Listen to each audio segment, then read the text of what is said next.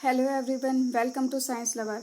आज हम करते हैं क्रॉप प्रोडक्शन एंड मैनेजमेंट के कुछ question. Crop production and management मैंने लास्ट वीडियो में पढ़ाया, आप वहाँ से जाके देख सकते हैं। ठीक है, फर्स्ट है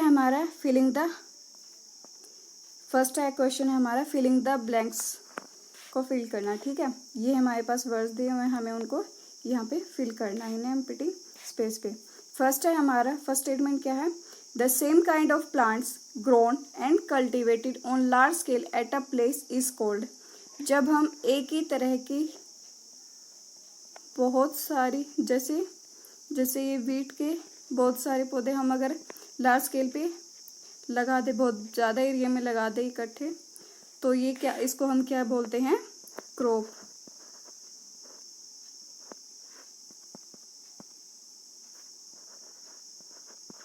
तो यहाँ पे क्या आएगा हमारे पास? क्रॉप। ठीक है, अब नेक्स्ट है हमारे पास सेकंड स्टेटमेंट क्या है? The first step before growing A crop is. First agriculture practices क्या थी हमारे पास? Preparation of soil. तो वो यहाँ पे है हमारे पास प्रिपरेशन ऑफ सोयल, तो यहाँ पे आएगा हमारे पास प्रिपरेशन ऑफ सोयल। ठीक है, थर्ड है damage seed would dash on top of the water. जो डैमेज सीड होते हैं उनके अंदर होल हो जाते हैं, तो उसकी वजह से वो क्या करते हैं, जो पानी के ऊपर तैरना शुरू करते हैं उसको बोलते हैं हम फ्लोट करना शुरू कर देते हैं। तो यहाँ पे आएगा हमारे पास फ्लोट। ठीक है, नेक्स्ट है for growing A crop sufficient sunlight and dash water. कौन कौन से रहते हैं? अभी हमारे पास वाटर रहता है और न्यूट्रिएंट्स, तो इन दोनों में से ही आएंगे। तो वाटर यहाँ पे आ जाएगा और यहाँ पे न्यूट्रिएंट, या फिर इनको आप रिवर्स भी लिख सकते हैं। ठीक है, ये हो गया हमारे पास फर्स्ट क्वेश्चन। अब चलते हैं नेक्स्ट क्वेश्चन पे। सेकंड है match items in column A with those in column B. इसके आइटम्स को इनके साथ मैच करना है कि कौन सी चीज़ किसके साथ मैच कर रही है। ठीक है, चलिए अब हम शुरू करते हैं। फर्स्ट है हमारे पास क्रीप क्रॉप्स। क्रीप क्रॉप्स कौन सी थी? जिनको हम रेनी सीजन के अंदर ग्रो करते हैं। ठीक है, और इसके एग्जाम्पल कौन से थे? पैडी था, मेज, सोयाबीन, ये सब हमारे पास किसके एग्जाम्पल हैं? क्रीप क्रॉप्स के। तो ये किसके साथ मैच करता है? ये हमारे पास ई के साथ मैच करता है। ठीक है, अब सेकंड कौन सा है हमारे पास? सेकंड है हमारे पास रबी क्रॉप्स। रबी क्रॉप्स कौन से थे? जिनकी खेती हम विंटर सीजन में करते हैं, और इसके एग्जाम्पल कौन से थे? वीट है, ग्रेम है और पी। ये सारे हमारे पास रबी क्रॉप्स के एग्जाम्पल। तो अब ये चीज़ें किसके साथ मैच करती हैं? ये हमारे पास ऑप्शन डी में मैच करते हैं। ठीक है, अगर सीज़न दिया होता तो हम सीज़न के साथ मैच कर देते इसको।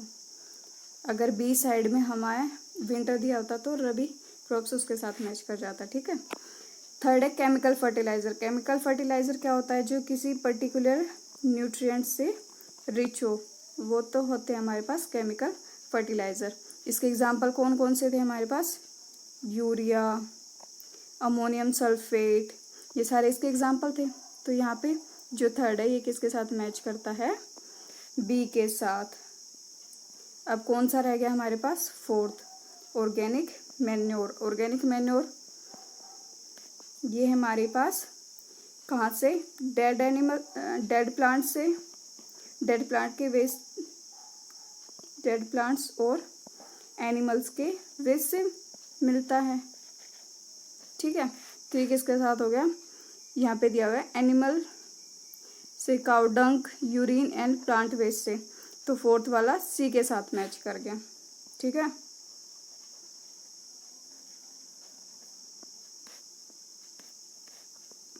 फर्स्ट मैच किया हमारे पास ई के साथ, सेकंड मैच किया हमारे पास डी से, जो थर्ड वाला है वो किसके साथ मैच किया हमारा, बी के साथ, और जो फोर्थ वाला है वो किसके साथ मैच किया, सी के साथ।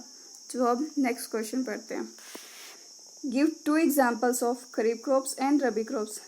हमने इतनी बार पढ़ ली, लास्ट क्वेश्चन में भी पढ़े थे ना, कौन कौन से थे, जल्दी से आप बताओ।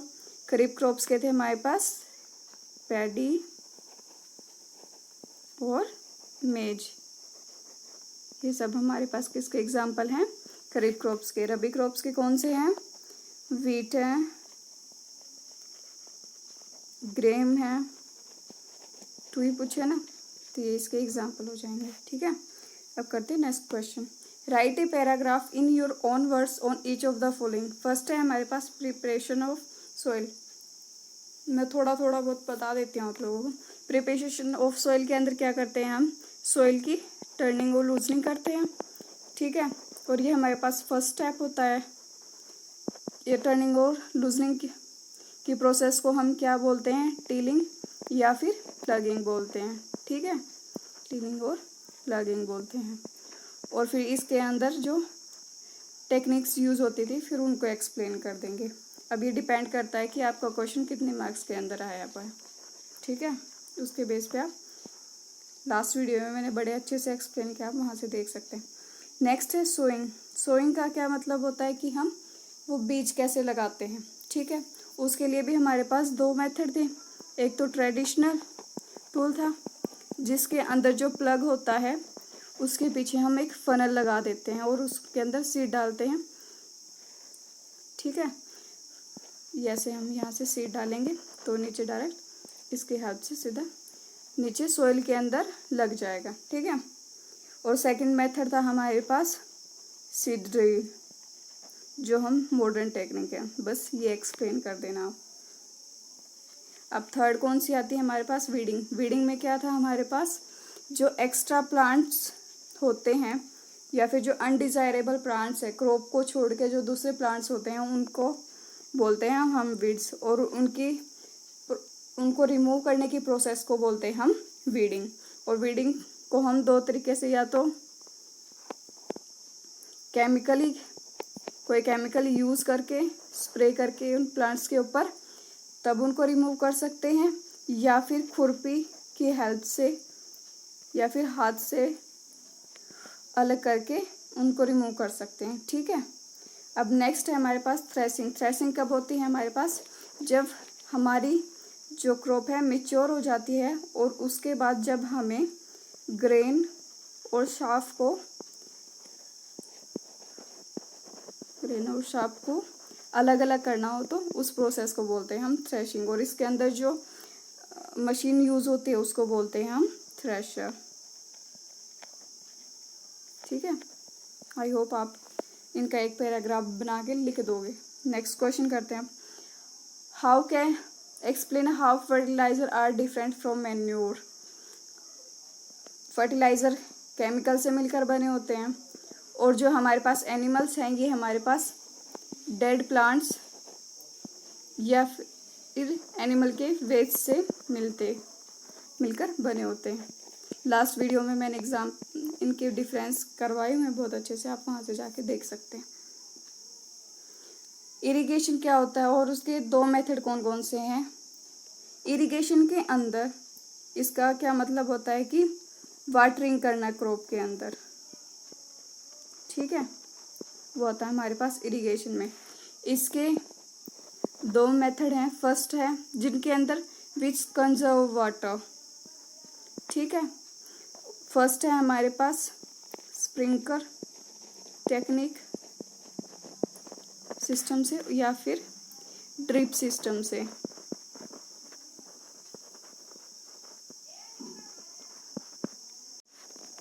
नेक्स्ट क्वेश्चन है हमारे पास, इफ वीट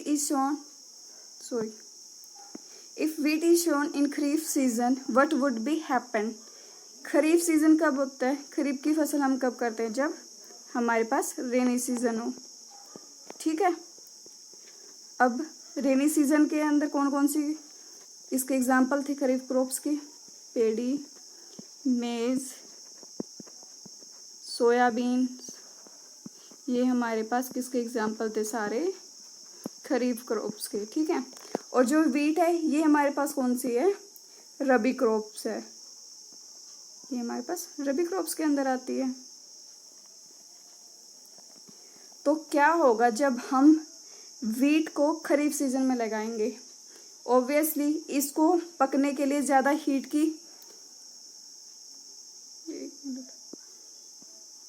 रबी क्रॉप्स कब होती हैं, जब हमारे पास विंटर सीजन हो,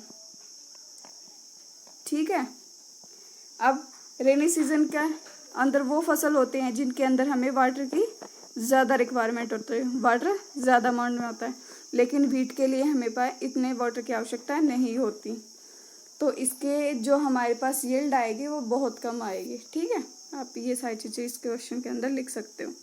नेक्स्ट है हमारे पास 8, explain how soil get affected by the continuous plantation of crops in the field. अगर हम एक ही खेत में बार बार लगातार एक ही क्रॉप लगाते रहेंगे, उसकी वजह से क्या होएगा, हमारे पास जो उस सोइल का या फिर उस फील्ड का अंदर न्यूट्रिएंट्स की डेफिशिएंसी हो जाएगी, जो न्यूट्रिएंट्स हैं उनकी मात्रा कम हो जाएगी, ठीक है, कम हो जाएगी। तो उसकी वजह से जो हमारे पास प्रोडक्ट यील्ड है वो बहुत ही कम आएगी, वेरी लेस।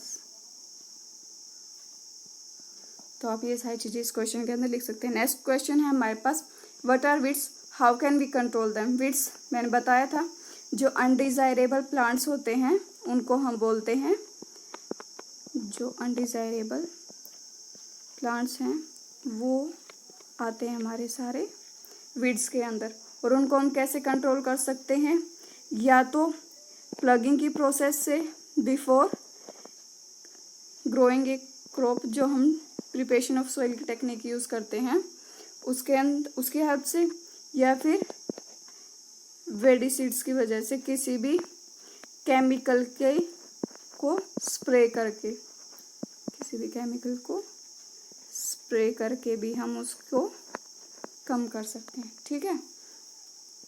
नेक्स्ट क्वेश्चन है हमारे पास, arrange the following box in proper order to make a flow chart for sugar cane crop production. Sending crop to sugar factory, irrigation है, फिर harvesting, sowing, preparation of soil, ploughing, manuring.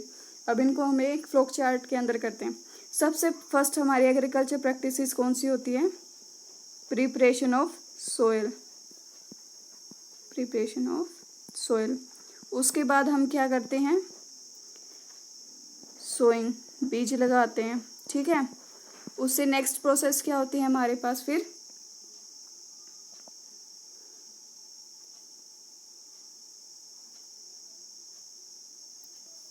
Plugging the field. एक minute रुको, इसके अंदर example को कौन कौन से दे रखे हैं, सेंडिंग क्रॉप टू फैक्ट्री, ये तो हमारे सबसे लास्ट स्टेप होता है, तो जो 1 है वो सबसे लास्ट में आएगा हमारे पास, ठीक है। उससे पहले क्या आएगा हमारे पास, हार्वेस्टिंग होती है, तो 3rd आएगा हमारे पास। फिर उससे पहले क्या होता है, हार्वेस्टिंग से पहले हम क्या करते हैं, सोइंग, बीज लगाना है, मैन्योरिंग इसके बाद होती है, नेक्स्ट होती है हमारे पास इरिगेशन। सबसे पहले तो होती है हमारे पास प्रिपरेशन ऑफ सॉइल, ठीक है। उससे नेक्स्ट होती है प्लगिंग द फील्ड, वैसे ये दोनों चीज़ें सेम है। उससे फिर नेक्स्ट हम क्या करते हैं, बीज लगाते हैं, तो वो कौन सा हो गया हमारे पास, 4। फिर उसके बाद हम क्या करते हैं, उसके अंदर मैन्योर ऐड करते हैं, मैन्योर और फर्टिलाइज़र को ऐड करते हैं, तो फिर 7 आ गया।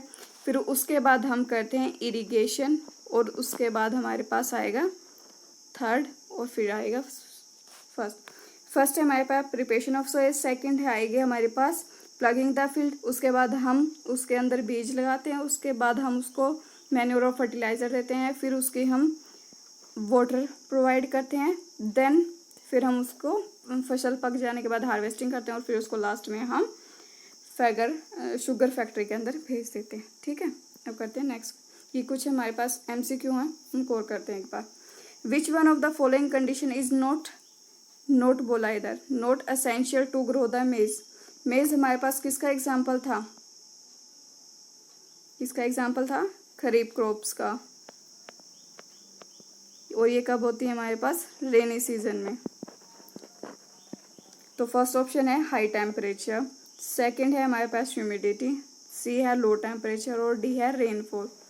तो इज नॉट असेंशियल, तो हाई टेम्परेचर तो वो बिल्कुल ही नहीं करेगा। तो इसका आंसर है हमारे पास